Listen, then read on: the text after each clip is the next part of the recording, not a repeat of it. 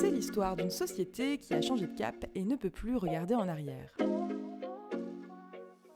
Une société vend son fonds de commerce et décide de changer d'activité au cours d'un exercice qui se solde par un bénéfice.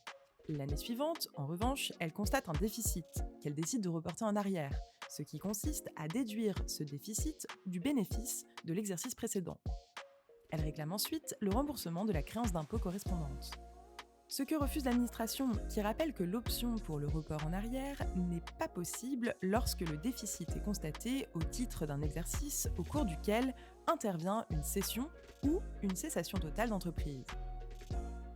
Mais la société s'interroge et ne voit pas où est le problème, puisqu'elle n'a pas cédé ou cessé son entreprise, mais seulement fait évoluer son activité.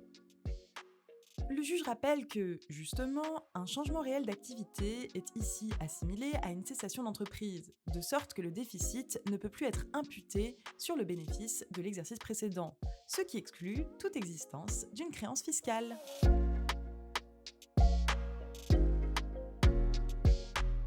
Si une société soumise à l'impôt sur les sociétés constate un déficit, elle peut choisir soit de l'imputer sur ses bénéfices des exercices futurs, report en avant, soit de l'imputer sur ses bénéfices de l'exercice antérieur, report en arrière ou carry back.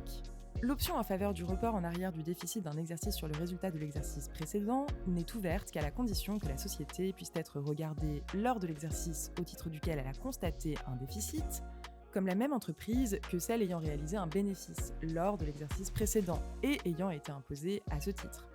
Partant de là, une telle option n'est pas ouverte lorsque la société a, au cours de l'un des deux exercices en cause, modifié son activité réelle de telle sorte qu'elle n'est plus, en réalité, la même entreprise.